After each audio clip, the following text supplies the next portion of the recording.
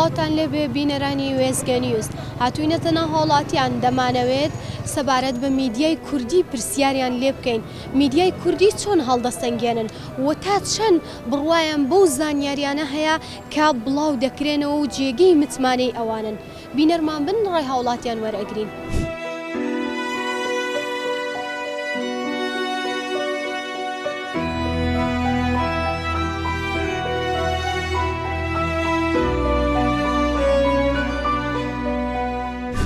هەواڵێکت بینیوە یا بابەتێکت بینیوە بڵیت خوا ئەوە چییە بڵاویان کردوێتەوە یا ئەوە بە کەڵک بڵاوکردنەوە نایە یا خود ڕەخنەت لێی هەبوو بێ هزار جار شتی وا بووە هزار جار من هەر خۆمتون خوا ئەوە هەر شایانیەوە نیە بخرێتە ئیزاع و تەلەڤیزیۆن بڵاو کرێت.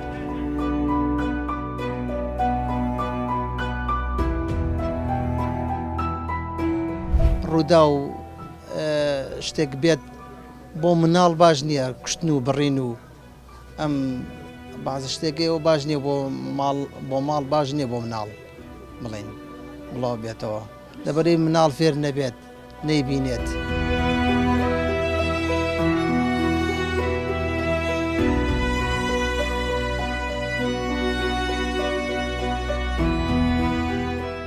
میدیای کوردی چۆن هەڵدەسەنگێنی و تا چەند ئەو هەواڵانی بڵاوی دەکەنەوە ئەو زانیاریانەی بڵاوی دەکەنەوە جێگەی متمانەن جێگەی بڕوان لای تۆ.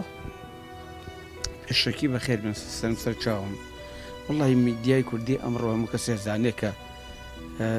زۆربەی شتەکان بێ بنەمان و بێفلتەرن یعنی پێویست ناکە ڕاستە و خۆ بینەر ئەو شتە ئاڵوواڵا و تێکەڵ بووە بەرچاوی بەرگوێکەوێ کۆمەڵگای تەواو پەرتەوازە کردووە بە ڕێی من. چ شتێکی بڵاو کراوە یاخود ئەو شتانی کە بڵاو دەکرێنەوە چین کە نابێت بڵاو بکرێنەوە چین کە دەبێت بە فلتەردا بڕۆن ئەو زیاتر ئەو شتانە کە نامون لە کۆمەڵگەی ئێمە پێویست ناکرا یعنی کار ئاسانی ئەکرێ بۆ دووبارە بوونەوەی ئەو شتە تەنها میدیا شتێکە ئاسانەکە.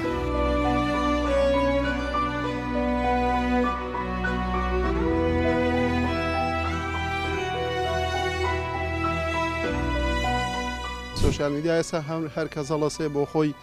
مۆبایلێکی پێ و پەیجێکی دانا و خەبەر بڵاوەکاتەوە جا ئەو پەیجانە و ئەو کەناڵانەی کە هەن لە سوۆسیال میدیا تۆ دوو جار سێ جار هەواڵی ناڕاستت لێ بینیتر باوەڕت پێی نامێنێ ئەو هەواڵانەی کە ڕاستن ئەبینرێن ئەبیسرێن ئیتر گومانی تیانە ئەوەشی کە نابینرێ هەواڵی هەڵە بڵاوە کرێتەوە یا بۆ نمونە ئێستا فێر بوون ئەڵێن ئەوە ڕادوێ و ئەوانە فۆکسی گومانە خاتە سەر ئەو کەناڵ و پەیجانە. پێ دوایە میدیای کوردی چۆنە ینی بە شێوەیەکی باش ئەوەی بڵاوی دەکاتەوە یاخود ئەوەی دەیگەێنێت بەرجەستی دەکات یاخود نا یاخود هێشتا ماوێتی پێویستەکە فلتەرێک هەبێ بۆ میدیا کوردیەکان. خۆی ئەگەر خەبەری بڵێ جیایە هەواڵی بە شێوەیەکی گشتی ئێمە ماومانە بۆ نمونە ئێستا لەم ڕۆژانە ئەو حادیسەی غازەکە ڕووییا بوو زۆر شت وتراوە لەسەری یان بۆ نمونە کابرا 15 کەسی لێ مردووە کۆسپێکی گەورەی بەسەرهاتووە پێڵێن تۆ هەستت چۆنە ئەبێت تۆ کەسێک پیشان بی 15 کەسی لێ مرد بێ و پرسیاری لێ بکەی بڵێ هەستت چۆنە.